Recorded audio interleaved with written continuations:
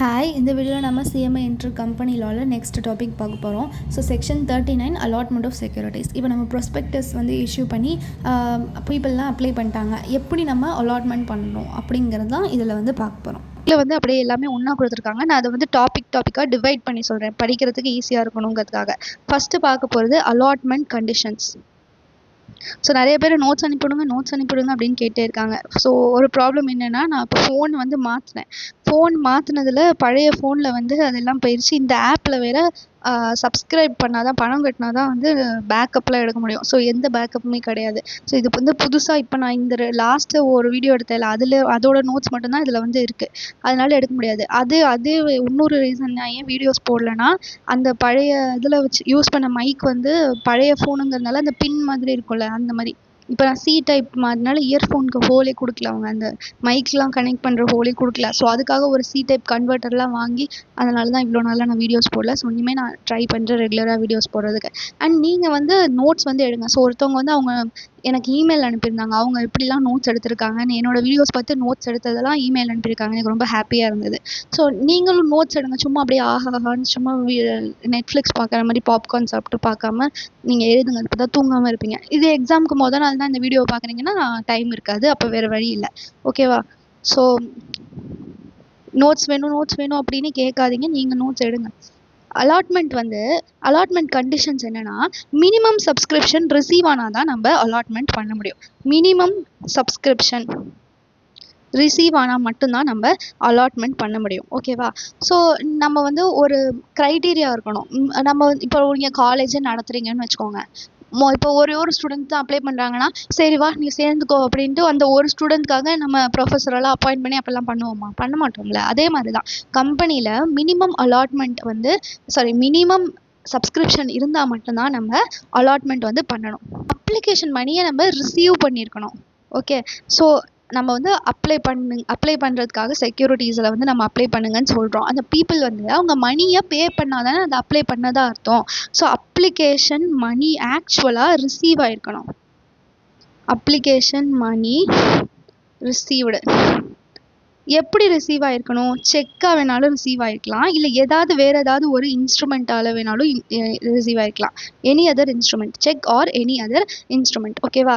So first condition என்ன? Minimum subscription இருக்கணும். Second condition, அந்த அப்ளிகேஷன் மணியை ஆக்சுவலாக நம்ம ரிசீவ் பண்ணியிருக்கணும். இப்போ வந்து யாராவது ஒருத்தவங்க வந்து ஓகே நான் வந்து சப்ஸ்கிரைப் பண்ணிக்கிறேன் அப்படின்னு வாயில் சொல்லிட்டாங்கன்னா போதுமா? இல்லை, அவங்க பணம் கொடுத்துருக்கணும். எப்படி கொடுத்துருக்கணும்? Cheque or other instrument. அப்போ இந்த மினிமம் சப்ஸ்கிரிப்ஷன் இருக்குல்ல, அந்த மினிமம்ங்கிறது என்னது? மினிமம் அப்படிங்கிறது என்னன்னா 5% ஆஃப் நாமினல் வேல்யூ அப்படின்ட்டு கம்பெனி லா சொல்லுது. செபி வேறு ஏதாவது சொல்லுதுன்னா ஓகே, செபி சொல்லாது கேட்டுக்கோங்க. Or as per SEBI.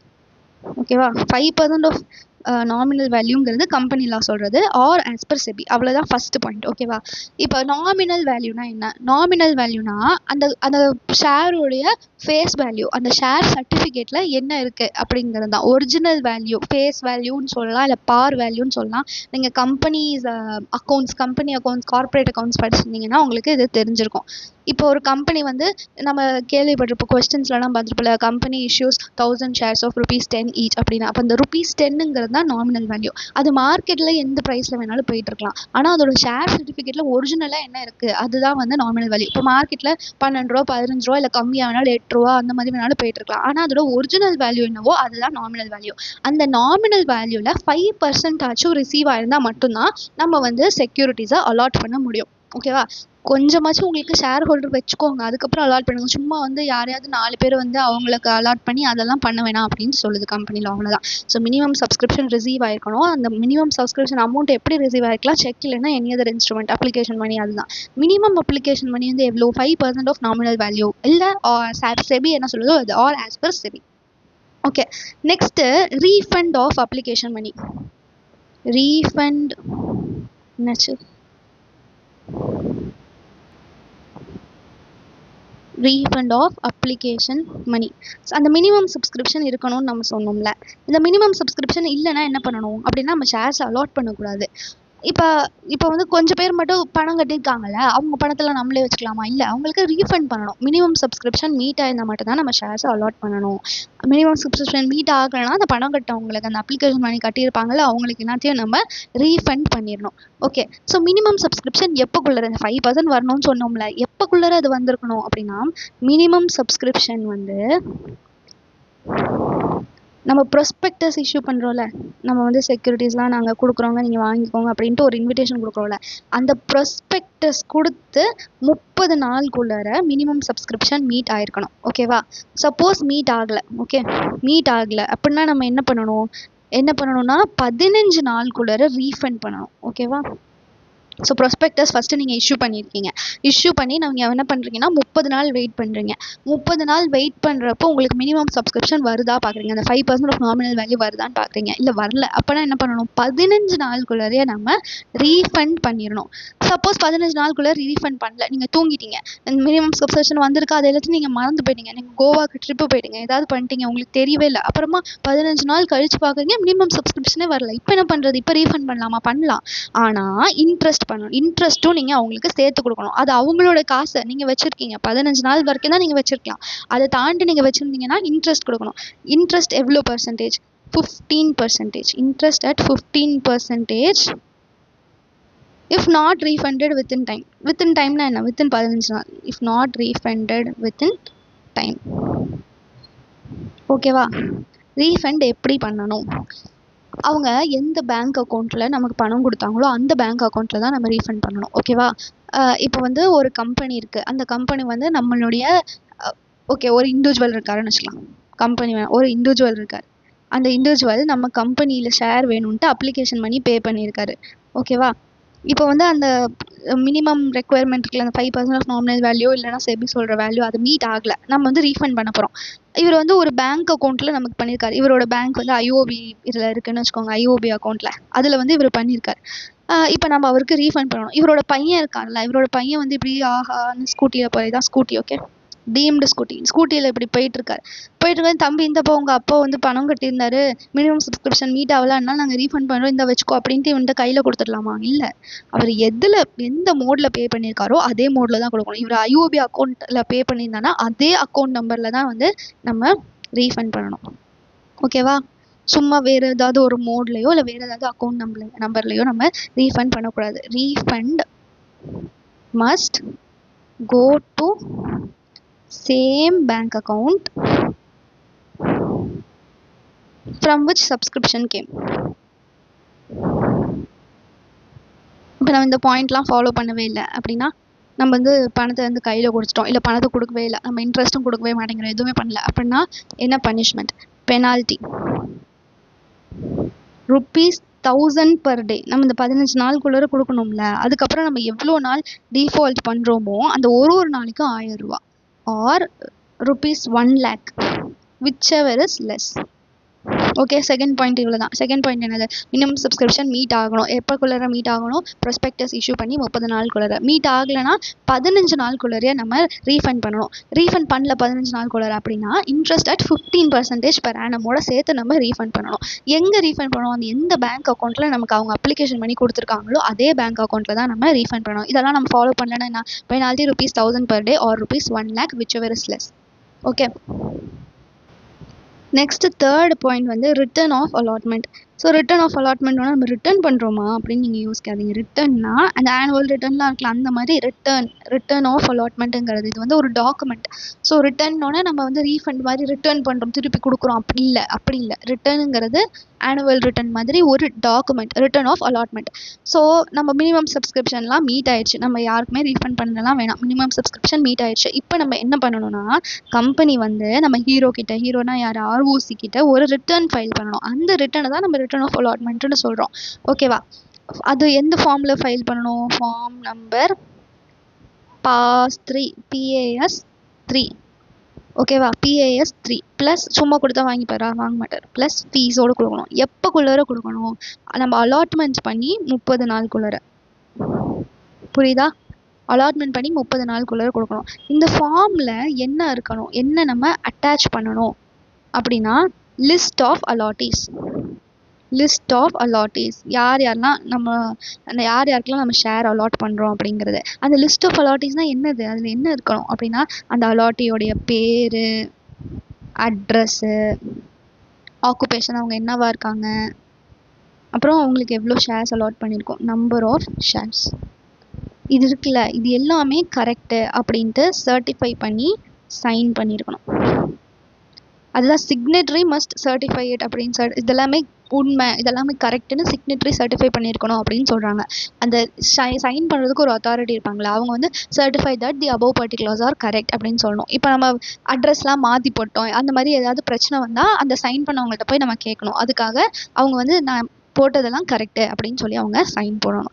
So first இதில் வந்து அந்த மினிமம் சப்ஸ்கிரிப்ஷன் மீட் ஆகலைன்னா ரீஃபண்ட் பண்ணணும்னு பார்த்தோம். மினிமம் சப்ஸ்கிரிப்ஷன் மீட் ஆயிடுச்சுன்னா என்ன பண்ணணும், அலாட் பண்ணணும். அலாட் பண்ணதுக்கப்புறம் நம்ம ஆர்ஓசி கிட்ட போய் சொல்லணும், ஃபார்ம் நம்பர் PAS 3ல் நாங்கள் வந்து அலாட் பண்ணிட்டோம் அப்படின்னு சொல்லணும். எப்போ 30 நாள் அலாட் பண்ணி 30 நாளுக்குள்ளே சொல்லணும். அதில் வந்து என்ன இருக்கணும், ஃபார்ம் நம்பர் PAS 3னா லிஸ்ட் ஆஃப் அலாட்டீஸ் இருக்கணும். லிஸ்ட் ஆஃப் அலாட்டீஸ்னால் என்னது, நேம், அட்ரஸ்ஸு, அவங்களுடைய ஆக்குபேஷன், அப்புறம் நம்பர் ஆஃப் ஷேர்ஸ், இதெல்லாமே உண்மை அப்படின்னு மாதிரி நம்ம சர்டிஃபை அண்ட் சைன் பண்ணியிருக்கணும். அதுக்கப்புறம் இந்த PAS 3 இருக்குல்ல, PAS 3ங்கிறது அந்த ரிட்டர்ன், அந்த ரிட்டர்னில் வேறு என்னென்னலாம் அட்டாச் பண்ணணும்.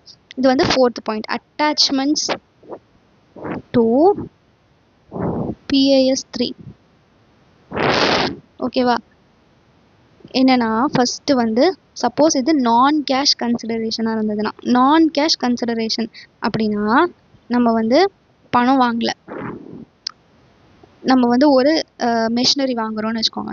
அந்த மெஷினரிக்கு பணம் கொடுக்கறதுக்கு பதிலாக இல்லை செக் கொடுக்கறதுக்கு பதிலாக நம்ம வந்து எங்கள் கம்பெனியோட ஷேர் இருந்து நீங்கள் வச்சுக்கோங்க அப்படின்னு கொடுத்துட்றோம். இதுதான் நான் கேஷ் கன்சிடரேஷன். ஓகேவா, ஸோ சம்திங் இன் ரிட்டர்ன் தானே கன்சிடரேஷன். அது வந்து கேஷாக இல்லாமல் வேறு மாதிரி இருக்குது. வேறு ஏதாச்சும் ஒருத்தவங்க வந்து சர்வீசஸ் கொடுக்குறாங்க நம்ம கம்பெனிக்கு, வந்து நம்ம கம்பெனியில் வேறு சில கம்ப்யூட்டர்லாம் வீணாக போயிடுச்சு, அதனால் அவர் வந்து சரி பண்ணிட்டு போகிறாரு ஒருத்தர், அவருக்கு வந்து நம்ம பணம் கொடுக்கறது பதிலாக ஷேரை தூக்கி கொடுத்துட்றோம். இதுதான் non cash consideration. So non cash கன்சிடரேஷனாக இருந்ததுன்னா நம்ம என்ன அட்டாச் பண்ணணும், copy of contract plus registered valuers report. இதுக்கு அர்த்தம் என்ன, காப்பி ஆஃப் கான்ட்ராக்ட் அப்படின்னா என்ன, இப்போ காப்பி ஆஃப் கான்ட்ராக்டை ஸ்டாம்ப் பண்ணியிருக்கணும், டியூலி ஸ்டாம்ப்டு. ஓகேவா, ஸோ நான் கேஷ் கன்சிடரேஷனாக இருக்குது. எக்ஸாம்பிள், நம்ம வந்து ஒரு லேண்டு வாங்கிட்டு அதுக்கு எக்ஸ்சேஞ்சாக ஷேரை கொடுக்குறோம். லேண்டு வாங்குகிறோம் அப்படின்னா அதுக்கான சேல் கான்ட்ராக்ட் இருக்கும்ல, இந்த லேண்ட் இவர் பேர் இருக்குது, இப்போ இந்த கம்பெனி பேருக்கு மாறுது அப்படின்ட்டு அந்த சேல் கான்ட்ராக்ட் ஸ்டாம்ப் பண்ணி இருக்கணும். அதுதான் காப்பி ஆஃப் கான்ட்ராக்ட் அப்படிங்கிறது. இப்போ சப்போஸ் அது வந்து ஒரு அசட் இல்லை ஒரு சர்வீஸ், அதுக்கு எக்ஸ்சேஞ்சாக நம்ம வந்து ஷேர் இஷ்யூ பண்ணுறோம் அப்படின்னா அந்த கான்ட்ராக்ட் கூட ரெஜிஸ்டர்டு வேல்யூவருடைய ஒரு ரிப்போர்ட் இருக்கணும். ரெஜிஸ்டர்டு வேல்யூவர் ரிப்போர்ட்னா அப்படின்னு ஒருத்தர் இருப்பார், ரெஜிஸ்டர்டு வேல்யூவர் அப்படின்ட்டு இப்படி ஒருத்தர் இருப்பார். அவர் என்ன பண்ணுவார் அப்படின்னா அவர் வந்து இப்படி சேரில் உட்காந்துட்டு இதுக்கு என்ன வேல்யூ இருக்கும் அப்படின்ட்டு கண்டுபிடிப்பார். அதுதான் ரெஜிஸ்டர்டு வேல்யூவர்ஸ் ரிப்போர்ட். ஓகேவா, ஸோ இப்படிலாம் நான் வந்து உங்களுக்கு புரியறதுக்காக தான் சொல்கிறேன், இப்படி சேரில் உட்காந்து அப்படிலாம் பண்ண மாட்டார். ஸோ ரெஜிஸ்டர்டு வேல்யூவர்னால் என்னென்னா ஒரு ப்ராப்பர்ட்டியோடைய வேல்யூ என்ன அப்படிங்கிறத அவர் வந்து கணிப்பார், அது ப்ரெடிக்ட் பண்ணுறாரு, கண்டுபிடிக்கிறாரு, ஃபோர்காஸ்ட் பண்ணி கண்டுபிடிக்கிறார். அதுதான் ரெஜிஸ்டர்டு வேல்யூவருங்கிறது. அந்த ரெஜிஸ்டர்டு வேல்யூவர் தான் வந்து இந்த ப்ராப்பர்ட்டி இவ்வளோ மதிப்பு அப்படின்னு சொல்கிறது. அந்த ரெஜிஸ்டர்டு வேல்யூவருடைய ரிப்போர்ட் வந்து இருக்கணும். சப்போஸ் கன்சிடரேஷன் அதர் தென் கேஷாக இருந்ததுன்னா என்ன பண்ணணும், அந்த copy of the contract duly stamped அப்புறம் ரெஜிஸ்டர்டு வேல்யூவருடைய ரிப்போர்ட் வந்து இருக்கணும். ஏன் அப்படின்னா ஆக்சுவலாக நம்ம வந்து ஒரு மதிப்பு நம்ம ரிசீவ் பண்ணியிருக்கோங்கிறது, நம்ம சும்மா ஷேரை கொடுக்கல அப்படின்ட்டு ஆர்ஓசிக்கு தெரியணும்ல, அதுக்கு ஒரு ப்ரூஃப் இருக்கணும்ல, அதுதான் இந்த registered values report or copy of contract. ஓகேவா, இது வந்து என்ன, நான் கேஷ் கன்சிடரேஷன். செகண்ட் ஒன் வந்து சப்போஸ் ஓரல் கான்ட்ராக்டாக இருந்தது, இது வந்து contract not in written form அப்படிங்கிறது. கம்பெனி வந்து ஓரலாக சொல்லிடுச்சு, எதுவுமே ரிட்டனாகவே இல்லை, ஓரலாக ஓகே நான் ஷேர் கொடுக்குறேன் அப்படின்னு சொல்லிடுச்சு. அப்படின்னா அப்போ என்ன பண்ணணும், அந்த ஓரல் கான்ட்ராக்டோடைய ஃபுல் பர்டிகுலர்ஸ் அதை வந்து டைப் பண்ணி டைப்ட் அவுட் ப்ளஸ் அதில் ஸ்டாம்ப் போட்டிருக்கணும். இது வந்து ஒரு ஸ்டாம்ப்டு ரிட்டன் கான்ட்ராக்ட் மாதிரி நம்ம இதை ட்ரீட் பண்ண போகிறோம். ஓகேவா, இப்போ இதை வந்து நம்ம என்னவா நம்ம வந்து அதை ட்ரீட் பண்ணுவோம்னா இன்ஸ்ட்ருமெண்ட், ஒரு இந்தியன் ஸ்டாம்ப்ஸ் ஆக்டுக்கு படி இருக்கிற ஒரு இன்ஸ்ட்ருமெண்ட்டாக நம்ம வந்து அதை ட்ரீட் பண்ணுவோம். Instrument under Indian stamp act 1889. 1899 ஓகேவா. ஸோ ஓரல் கான்ட்ராக்டாக இருந்ததுன்னா அது எல்லாத்தையும் நம்ம டைப் பண்ணி அதில் ஒரு ஸ்டாம்ப் போடணும். இதை வந்து இப்போ ஒரு ஸ்டாம்ப்டு ரிட்டன் கான்ட்ராக்ட் மாதிரி நம்ம ட்ரீட் பண்ணுவோம். அது வந்து இந்தியன் ஸ்டாம்ப் ஆக்ட் படி அது ஒரு இன்ஸ்ட்ருமெண்ட் ஆயிடுச்சு அப்படிங்கிற மாதிரி நம்ம ட்ரீட் பண்ணுவோம். இப்போ ஆர்ஓசி வந்து ஸ்டாம்ப் டியூட்டி அட்ஜூடிகேஷன் அப்படின்னு அதை ஃபைல் பண்ணுறதுக்கு முன்னாடி ஸ்டாம்ப் டியூட்டி அட்ஜூடிகேஷன் பண்ணணும் அப்படின்னு கேட்பாரு. ஸ்டாம்ப் டியூட்டி அட்ஜூடிகேஷன் அப்படின்னா ஒரு தரோவாக எக்ஸாமின் பண்ணுவாங்க. எல்லா டாக்குமெண்ட்டையும் தரோவாக எக்ஸாமின் பண்ணி ஒரு அட்ஜூடிகேஷன் ஆஃபீஸர்னு ஒருத்தர் இருப்பார். அவர் வந்து அந்த திங்கோட ஸ்டாம்ப் டியூட்டி வேல்யூவை வந்து அந்த இந்த டிரான்சாக்ஷனோட நேச்சரை வச்சு அதுதான் ஸ்டாம்ப் டியூட்டி வேல்யூ அப்படின்னு சொல்லுவார். அதுதான் அட்ஜூடிகேஷன். இப்போ வந்து ரெஜிஸ்ட்ரார் சொல்லணும், அதை ஃபைல் பண்ணுறதுக்கு முன்னாடி நீங்கள் இந்தியன் ஸ்டாம்ப் ஆக்ட் படி அதை வந்து அட்ஜூடிகேட் பண்ணுங்க அப்படின்னு சொல்லலாம். ஓகே, இப்போ இதில் ஆர்ஓசி அது இந்தியன் ஸ்டாம்ப் ஆக்டோட 31 section 31 of the Indian stamp act அப்படின்னு கொடுத்துருப்பாங்க. உங்களுக்கு அது ஞாபகம் இருந்தால் ஓகே, இல்லைன்னா no problem. Okay, ROC may require stamp duty. எஸ்டினா ஸ்டாம்ப் டியூட்டி, ஏடிஜேனா அட்ஜூடிகேஷன். ஸ்டாம்ப் டியூட்டி அட்ஜூடிகேஷன்னா அதுதான் அந்த ஸ்டாம்ப் டியூட்டி கரெக்டாங்கிறத டிரான்சாக்ஷனோட நேச்சரை வச்சு ஒரு அட்ஜூடிகேஷன் ஆஃபீஸர் வந்து கண்டுபிடிப்பார். ஓகே, இது ஏன் இதை பண்ணணும் அப்படின்னா ஓரல் கான்ட்ராக்டை கூட நம்ம லீகலாக ரெகக்னைஸ் பண்ண போகிறோம், அதை ப்ராப்பராக ஸ்டாம்ப் பண்ணிட்டோம் அப்படிங்கிறதுக்காக தான் இது. ஓகேவா, இதுதான் நாட் இன் ரிட்டன் ஃபார்ம்ங்கிறது. நெக்ஸ்ட்டு வந்து போனஸ் ஷேர்ஸாக இருந்துச்சுன்னா என்ன பண்ணணும்? போனஸ் ஷேர்ஸ்னால் என்னது? ஏற்கனவே இருக்கிற ஷேர் ஹோல்டர்ஸ்க்கு நம்ம ஃப்ரீயாக கொடுக்க போகிறோம், அதுதான் போனஸ் ஷேர்ஸ். ஓகேவா, நம்ம புதுசாக யாரையும் ஷேர் ஹோல்டர்ஸே எடுக்கல, ஏற்கனவே இருப்பாங்களே அவங்களுக்கே நம்ம ஒரு போனஸ் கொடுக்குறோம், அதுதான் போனஸ் ஷேர்ஸ். அதுக்கு ஏதாவது கன்சிடரேஷன் இருக்கா? இல்லை, நம்ம சும்மா ஃப்ரீயாக கொடுக்குறோம், அதுதான் போனஸ் ஷேர்ஸுங்கிறது. இப்போ போனஸ் ஷேர்ஸ் இஷ்யூ பண்ணலாம் அப்படின்ட்டு ஒரு ஜென்ரல் மீட்டிங்கில் ஒரு ரெசல்யூஷன் பாஸ் பண்ணிப்போல, அந்த ரெசல்யூஷனை நம்ம இந்த PAS 3 ஆர்ஓசிட்ட ஃபைல் பண்ணும்போது அதையும் வந்து நம்ம கொடுக்கணும். அவ்வளோதான். இது போனஸ் ஷேர்ஸ் இருந்துச்சுன்னா நீங்கள் போனஸ் ஷேர்ஸ் இஷ்யூ பண்ணலாம் அப்படின்ட்டு என்ன ரெசல்யூஷன் பாஸ் பண்ணீங்க ஜென்ரல் மீட்டிங்கில் அதை வந்து சொல்லுங்கள், அதுதான் போனஸ் ஷேர்ஸ்.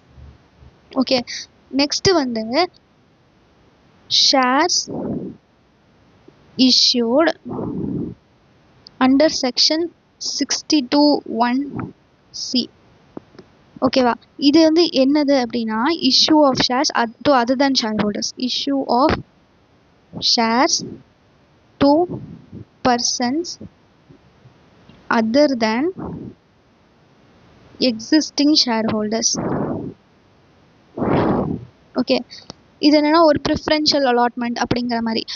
ப்ரிஃபரன்ஷியல் அலாட்மெண்ட்னா நம்ம ஒரு சில பீப்புளை வந்து ப்ரிஃபர் பண்ணி இவங்களுக்கு தான் நம்ம ஃபஸ்ட்டு அலாட் பண்ணுவோம் அப்படிங்கிற மாதிரி. இல்லைனா ப்ரைவேட் பிளேஸ்மெண்ட், அன்லிஸ்டட் கம்பெனி வந்து ப்ரைவேட் பிளேஸ்மெண்ட் மூலயமா ஷேர் அலாட் பண்ணுறது, அதெல்லாம் தான் இது வந்து issue of shares to other than existing share holders. ஓகேவா, இப்போ இதில் வந்து என்ன இருக்கணும் அப்படின்னா ரெஜிஸ்டர்டு வேல்யூவருடைய வேல்யூவேஷன் ரிப்போர்ட். ஏற்கனவே சொன்னேன் நான் ரெஜிஸ்டர்டு வேல்யூவர்னா யார் அப்படின்ட்டு. ஸோ ரெஜிஸ்டர்டு வேல்யூவரோட ஒரு வேல்யூவேஷன் ரிப்போர்ட் வந்து இருக்கணும். ஓகே, அவ்வளோதான் இந்த பாயிண்ட். ஓகேவா, என்னென்னலாம் PAS 3ல நம்ம அட்டாச் பண்ணியிருக்கணும். நான் கேஷ் கன்சிடரேஷனாக இருந்தது அப்படின்னா, கேஷ் இல்லாமல் நம்ம ஷேர் அலாட் பண்ணுறோம் அப்படின்னா அந்த கான்ட்ராக்ட் நம்ம வந்து சேல் ஆஃப் லேண்டுக்காக நம்ம லேண்டு வாங்கிட்டு ஷேரை வந்து கொடுக்குறோம். அப்போ அந்த லேண்டுக்கான கான்ட்ராக்ட் அதை வந்து ஸ்டாம்ப் டியூட்டியோடைய இருக்கணும். ஓகேவா, ஸ்டாம்போடு இருக்கணும். ஓகே, அப்புறம் ரெஜிஸ்டர்டு வேல்யூவருடைய ரிப்போர்ட் வந்து இருக்கணும். சப்போஸ் ஓரல் கான்ட்ராக்ட் நம்ம ரிட்டனாக இல்லாமல் ஓரலாக ஷேர் அலாட் பண்ணுறோம் அப்படின்னா அதை ஃபுல் டீட்டெயில்ஸும் நம்ம டைப் பண்ணி அதை வந்து ஸ்டாம்ப் பண்ணியிருக்கணும். இதை என்னவா ட்ரீட் பண்ணுவோம்? இன்ஸ்ட்ருமெண்ட் அண்டர் இந்தியன் ஸ்டாம்ப் ஆக்டாக ட்ரீட் பண்ணுவோம். ஆர்ஓசி வந்து இந்த ஸ்டாம்ப் வேல்யூவை வந்து அட்ஜூடிகேட் பண்ணுங்கிற மாதிரி சொல்லலாம். அட்ஜுடிகேஷன் ஆஃபீஸர்னு சில பேர் வந்து அவங்க வந்து எல்லாத்தையும் தரோவாக எக்ஸாமின் பண்ணி அந்த டிரான்சாக்ஷனை பொறுத்து வச்சு அவங்க அதோட வேல்யூவை டிட்டர்மைன் பண்ணுவாங்க. அதுதான் ஸ்டாம்ப் டியூட்டி அட்ஜூடிகேஷன். அது வந்து பண்ணுங்க அப்படின்ட்டு ஆர்ஓசி சொல்லலாம். சப்போஸ் போனஸ் ஷேராக இருந்தால் நம்ம என்ன அட்டாச் பண்ணணும்? ஜென்ரல் மீட்டிங்கில் ஒரு ரெசல்யூஷன் பாஸ் பண்ணிருப்போல போனஸ் கொடுங்க அப்படின்ட்டு அதை. Okay, suppose 62 subsection 1 clause C அப்படின்னு அதை சொல்லணும். அதில் நம்ம ஷேர் இஷ்யூ பண்ணியிருந்தோம்னா அப்போ அது வந்து என்னது? அது வந்து shares issue of shares to person other than existing share holders. அதில் வந்து ரெஜிஸ்டர்டு வேல்யூவருடைய ரிப்போர்ட்டை வந்து அட்டாச் பண்ணியிருக்கிறோம். இப்போ நம்ம இது வரைக்கும் பார்த்தோம்ல, இந்த 4 பாயிண்ட் எதுவுமே நம்ம ஃபாலோ பண்ணலன்னா பெனால்ட்டி என்ன? ஏற்கனவே படிச்சோல அதுதான், ₹1000 per day or ₹1 lakh whichever is less. Okay, அவ்வளோதான் வந்து allotment of securities. So allotment of செக்யூரிட்டிஸில் என்ன பார்த்தோம், allotment conditions, minimum subscription receive ஆகிருக்கணும், எப்படி அப்ளிகேஷன் பண்ணி ரிசீவ் பண்ணியிருக்கணும், cheque or other instrument, minimum subscription எவ்வளோ 5% ஆஃப் நாமினல் வேல்யூ இல்லைனா செபி சொல்கிற வேல்யூ. ஓகே, சப்போஸ் அந்த மினிமம் சப்ஸ்கிரிப்ஷன் ரிசீவ் ஆகணும்னா என்ன பண்ணணும், ரீஃபண்ட் பண்ணணும். மினிமம் சப்ஸ்கிரிப்ஷன் எப்போக்குள்ளார ரிசீவ் ஆகிருக்கணும், நம்ம ப்ராஸ்பெக்டஸ் இஷ்யூ பண்ணி 30 நாளுக்குள்ளார, ரிசீவ் ஆகலைன்னா 15 டேஸ்க்குள்ளார நம்ம ரீஃபண்ட் பண்ணணும். ரீஃபண்ட் பண்ணலைன்னா அந்த எவ்வளோ நாள் நம்ம ரீஃபண்ட் பண்ணாமல் இருக்கோம்ல அதுக்கு வந்து interest at 15% per annum.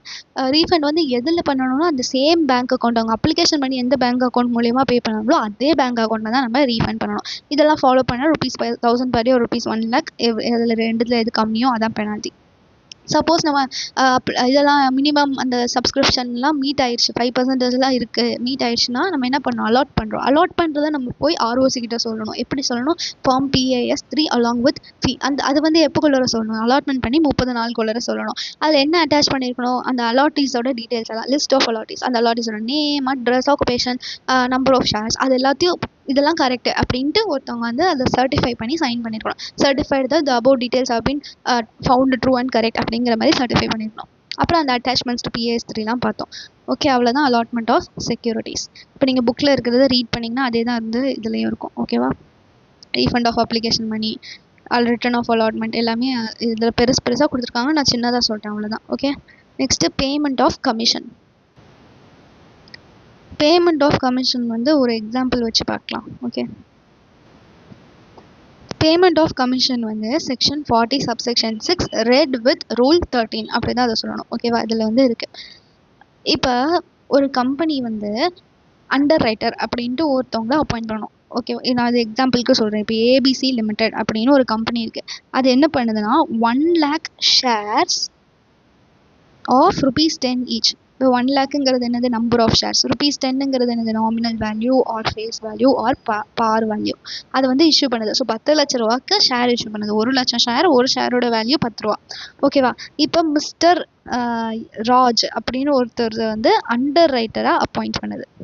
Okay, இப்போ அண்டர் ரைட்டர் என்ன பண்ணுவார், மிஸ்டர் ராஜ் வந்து என்ன பண்ணுவார்னா, பப்ளிக்கு நீங்கள் இஷ்யூ பண்ணுறீங்களே அந்த பப்ளிக் சப்போஸ் வந்து வாங்கலை அப்படின்னா அந்த ரிமைனிங் எவ்வளோ பப்ளிக் வாங்காமல் இருக்கோ அதை நான் வாங்கிக்கிறேன் அப்படின்னு சொல்லுவார். அதுதான் வந்து அண்டர் ரைட்டரோட இது. அண்டர் ரைட்டர் என்ன கேரண்டி மாதிரி கொடுக்குறாரு. சப்போஸ் பப்ளிக் அதை வாங்கலைன்னா அதை நான் வாங்கிக்கிறேன் அப்படின்ட்டு சொல்வார்.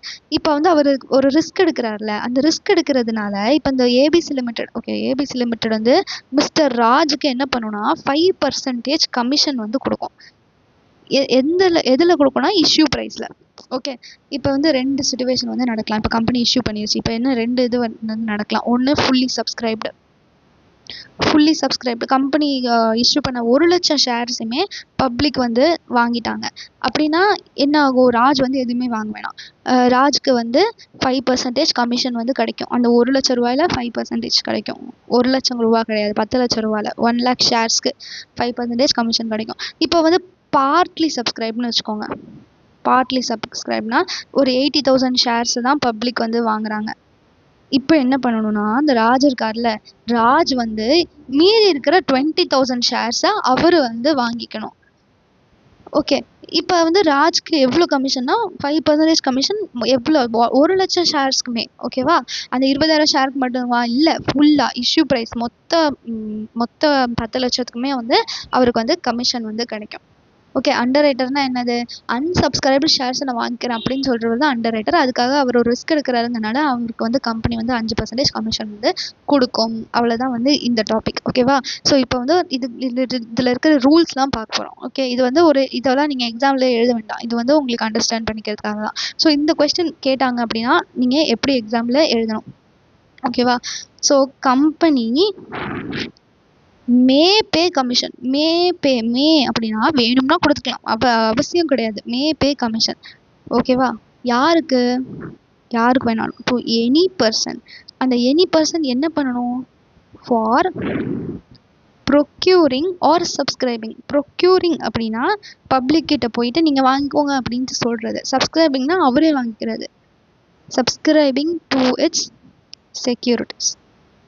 ஓகேவா, ஆனால் இதுக்கு ஒரு சில கண்டிஷன் இருக்கும்.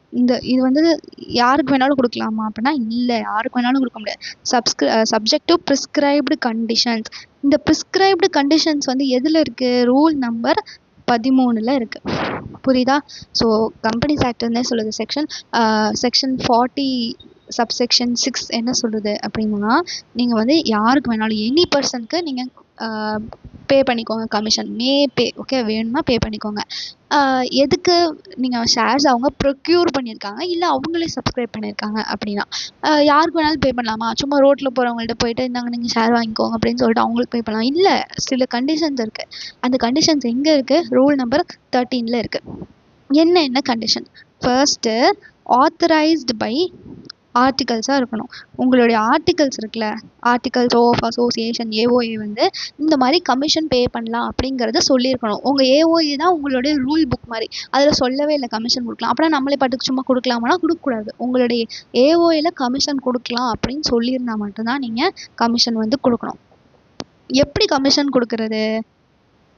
அந்த கம்பெனியோடைய சிஏ ஒரு பாக்கெட்லேருந்து எடுத்து கொடுப்பாரா, இல்லை அந்த கம்பெனியோட ஓனர் வந்து கொடுப்பாரா? எப்படி நம்ம வந்து கமிஷன் கொடுக்கறது அப்படின்னா, ப்ரொசீட்ஸ் ஆஃப் இஷ்யூனா நம்ம செக்யூரிட்டிஸ் இஷ்யூ பண்ணியிருப்போம்ல, இஷ்யூ பண்ணதில் நமக்கு ஒரு பணம் கிடச்சிருக்கலாம், அந்த பணத்தை வச்சு நீங்கள் கமிஷன் கொடுக்கலாம். இல்லைனா ப்ராஃபிட்ஸ், கம்பெனியோடைய ப்ராஃபிட்ஸை வச்சு கொடுக்கலாம். இல்லைனா இது ரெண்டுத்தையும் சேர்த்து வச்சு கொடுக்கலாம், போத். ஓகே, ஸோ எப்படி கொடுக்கலாம்? நீங்கள் இஷ்யூ பண்ண அமௌண்ட்டை வச்சு கொடுக்கலாம், இல்லை ப்ராஃபிட்டை வச்சு கொடுக்கலாம், இல்லை ரெண்டுத்தையும் சேர்த்து வச்சு வேணாலும் கொடுக்கலாம். எவ்வளோ கொடுக்கலாம்? Rate of commission. ஷேர்ஸ்க்காக யாராச்சும் அண்டர் ரைட்டர் இருக்காங்கன்னு வச்சுக்கோங்க. அப்படின்னா மேக்ஸிமம் 5% ஆஃப் இஷ்யூ ப்ரைஸ். இல்லைனா ஏஓஏ சொல்கிற ரேட்டு, whichever is less. இப்போ சப்போஸ் ஏஓஏல 2% கொடுக்கணும், ஷேர்னா 2% கமிஷன் கொடுங்க அப்படின்னு சொல்லியிருக்கேன்னு வச்சுக்கோங்க.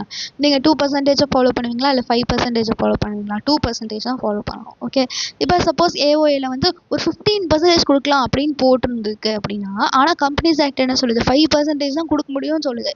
ஸோ நீங்கள் கம்பெனிஸ் ஆக்ட் சொல்கிறது தான் ஃபாலோ பண்ணணும். எது கம்மியோ அந்த ரேட்டை தான் வந்து கமிஷன் கொடுக்கறதுக்கு நம்ம ஃபாலோ பண்ணணும். சப்போஸ் ஷேர்ஸில் டெபெஞ்சர்ஸ்க்காக நம்ம வந்து அண்டர் ரைட்டர் அப்பாயிண்ட் பண்ணோம் அப்படின்னா மேக்ஸிமம் 2.5% ஆஃப் இஷ்யூ ப்ரைஸ். அப்படியே அந்த ஷேரோட பாதி. ஓகே, இது வந்து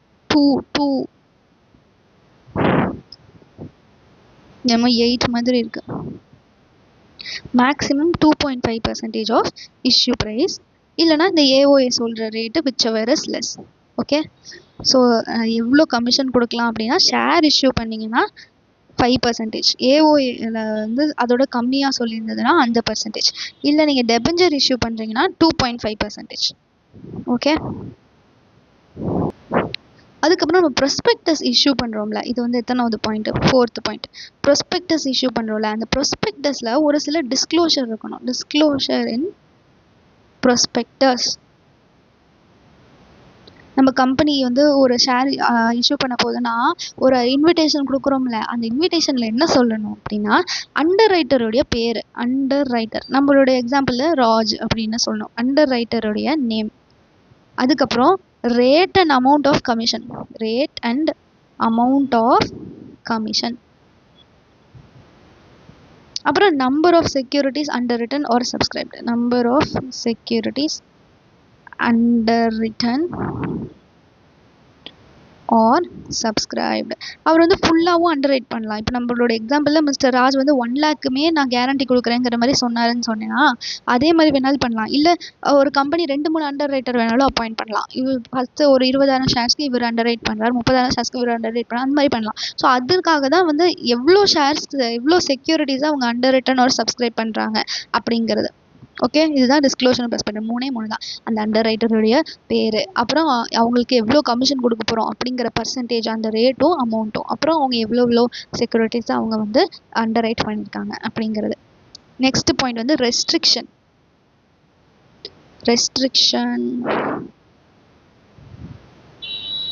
நம்ம பப்ளிக்கு செக்யூரிட்டிஸே ஆஃபர் பண்ணல அப்படின்னா அதை வந்து நம்ம அண்டர் ரைட் பண்ணிட்டாங்க அப்படின்ட்டு இப்போ நம்ம பப்ளிக் ஆஃபர் பண்ணுவோம், பப்ளிக் சப்ஸ்கிரைப் பண்ணலாம், அண்டர் ரைட்டர் வந்து அவர் வந்து எடுத்துக்கிறாரு, அதான் அண்டர் ரைட் பண்ணுறாரு. நம்ம பப்ளிக்கு ஆஃபரே பண்ணல, அவரு நான் சும்மா வாங்கிக்கிறேன் அப்படின்னு சொல்லிட்டாரு அப்படின்னா அது கமிஷன் கொடுக்கலாமா? இல்லை, கொடுக்கக்கூடாது. ஓகேவா? நோ கமிஷன்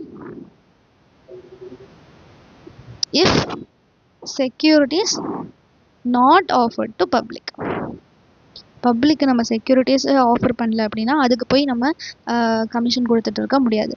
நெக்ஸ்ட் பாயிண்ட் வந்து நம்ம எல்லாத்தையும் நம்ம யார்கிட்ட சொல்லணும், நம்ம ஆர்ஓசி கிட்ட சொல்லணும், நம்ம ஹீரோ கிட்ட. ஃபைலிங் ஆஃப்னு போட்டேன், filing with ROC. Okay, ROC கிட்ட என்னது ஃபைல் பண்ணணும், நம்ம வந்து ப்ரொஸ்பெக்டஸில் வந்து சொல்கிறோம்ல, அந்த ப்ரொஸ்பெக்டஸ் ப்ளஸ் நம்ம அண்டர் ரைட்டர் கூட ஒரு கான்ட்ராக்ட் இருக்குல்ல, copy of contract for payment of commission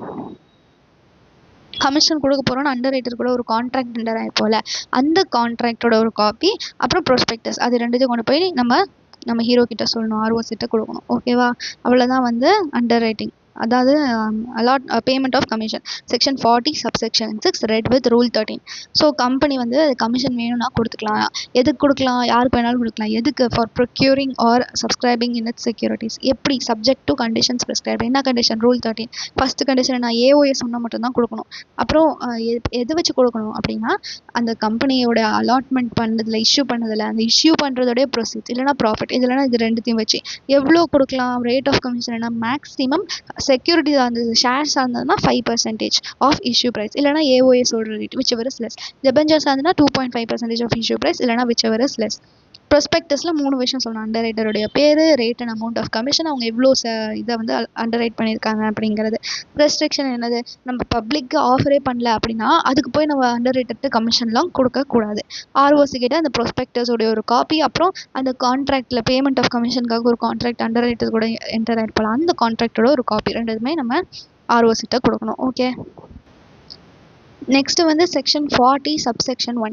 செக்யூரிட்டிஸை வந்து ஸ்டாக் எக்ஸ்சேஞ்ச் மூலயமா தான் நம்ம சேல் பண்ணணும். ஓகேவா, சும்மா போயிட்டு நம்மளே வந்து ஒரு ஷேர் சர்டிஃபிகேட்லாம் நம்மளே பிரிண்ட் பண்ணி நம்மளே கண்டுபிடிச்சி அப்படி நம்ம பண்ணலாமா, இல்லை. எல்லாமே நம்ம NSE BSE national stock exchange, Bombay stock exchange, அதுதான் recognised stock exchange India. So stock exchange மூலயமா தான் நம்ம எல்லாமே பண்ணணும். ஸோ பப்ளிக் ஆஃபர் நம்ம பண்ணுறதுக்கு முன்னாடி, okay, before making public offer நம்ம என்ன பண்ணணும்னா, ரெகக்னைஸ்டு ஸ்டாக் எக்ஸ்சேஞ்ச், சும்மா நீங்களும் உங்கள் ஃப்ரெண்ட்ஸும் சேர்ந்து சும்மா ஒரு ஸ்டாக் எக்ஸ்சேஞ்ச் ஆரம்பிச்சு அப்படியா, இல்லை. ரெகக்னைஸ்டு ஸ்டாக் எக்ஸ்சேஞ்ச்,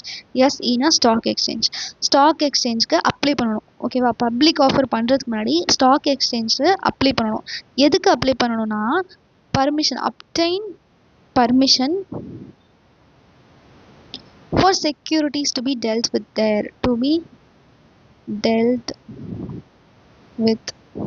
தேர். ஓகேவா, அப்புறம் அந்த ப்ராஸ்பெக்டஸ் இருக்குல்ல, அந்த ப்ராஸ்பெக்டஸில் அந்த ஸ்டாக் எக்ஸ்சேஞ்சோடைய நேமையும் நம்ம மென்ஷன் பண்ணியிருக்கணும். புரியுதா?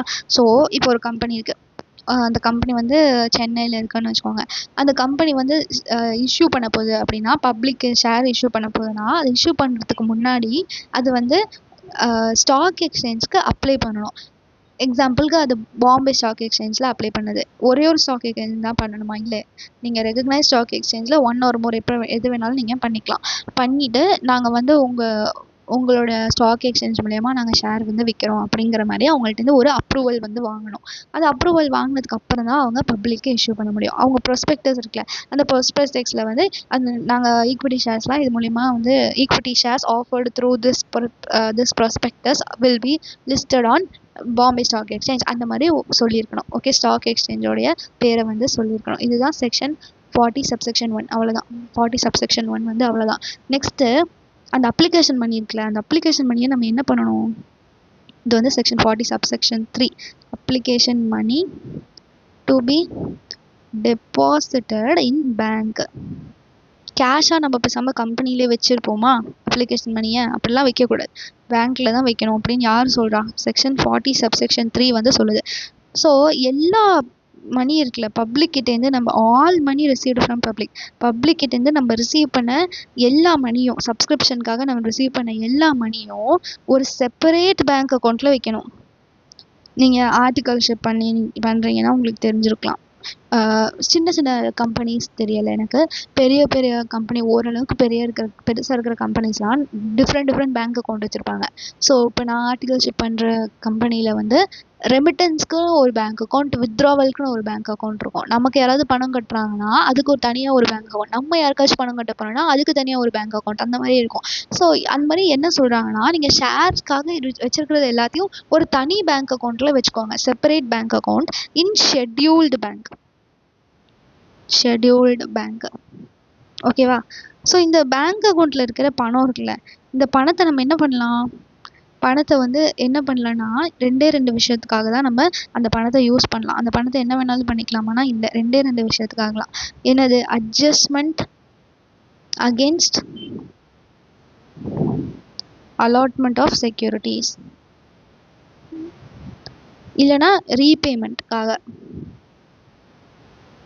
ரீபேமெண்ட் ஆஃப் மணி. புரியுதா? ஸோ இப்போ அப்ளிகேஷனில் வந்து ஒருத்தவங்க எக்கச்சக்கமாக கட்டிட்டாங்க, அதை வந்து அவங்களோட அலாட்மெண்ட்டில் வந்து அட்ஜஸ்ட் பண்ணிக்கலாம். இல்லை அலாட்மெண்ட்டில் வந்து அதிகமாக நீங்கள் கம்பெனி அக்கௌண்ட்ஸ்லாம் படிச்சிருந்தீங்கன்னா தெரிஞ்ச allotment money received, first call, second call, அந்த மாதிரி போயிட்டுருக்கோம். ஸோ ஒருத்தர் அட்வான்ஸாகவே அவர் செகண்ட் கால் அமௌண்ட்டே ஃபஸ்ட் கால்லே பே பண்ணிட்டாரு அப்படின்னா, அந்த செகண்ட் கால் அப்போ நம்ம அந்த அமௌண்ட்டை அட்ஜஸ்ட் பண்ணிக்கலாம். அந்த மாதிரிக்காக தான் நம்ம அந்த மணியை யூஸ் பண்ணோம். அவர் தான் அதிகமாக பே பண்ணிட்டாரு, அதை நம்ம எப்படி வித்ட்ரா பண்ணி ஜாலியாக வந்து ஜூஸ் வாங்கி குடிச்சிடலாமா? அப்படிலாம் பண்ண முடியாது. ஓகேவா? ஸோ ரெண்டு விஷயத்துக்காக தான் அந்த மணியை யூஸ் பண்ண முடியும். என்னது? Adjusted against allotment of securities. இல்லை அந்த அலாட்மெண்ட் நம்மளால் பண்ண முடியல அப்படின்னா ரீபே பண்ணிக்கலாம். அந்த அமௌண்ட்டை வந்து அவங்களுக்கு ரீஃபண்ட் பண்ணிக்கலாம். ஓகேவா? Repayment of money. அந்த ரெண்டு இதை தவிர நம்ம எதுக்காகவே நம்ம யூஸ் பண்ணக்கூடாது. Okay, last void condition. Void condition வந்து செக்ஷன் 40 சப்செக்ஷன் 4. நம்ம சும்மா ஏதாவது லூஸ் மாதிரி ஒரு கண்டிஷன் கொடுக்குறோன்னு வச்சுக்கோங்க. Any clause asking investors to waive their rights. Investors to waive these rights void. நம்ம வந்து ஏதாவது ஒரு கண்டிஷன் நம்ம கம்பெனியில் போட்டுக்கிறோன்னு வச்சுக்கோங்க.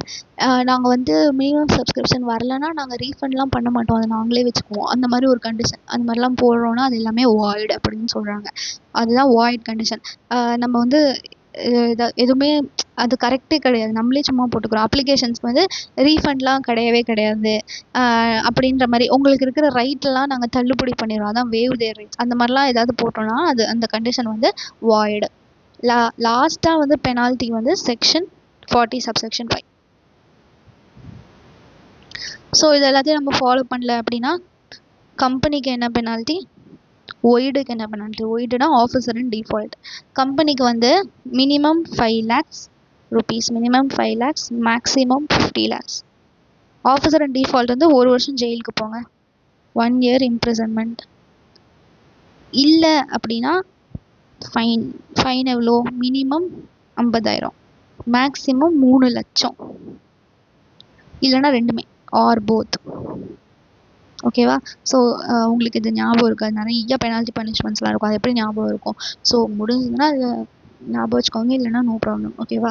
ஸோ கம்பெனி வந்து இந்த கண்டிஷன்லாம் ஃபாலோ பண்ணலாம். Minimum 5 lakhs, maximum 50 lakh.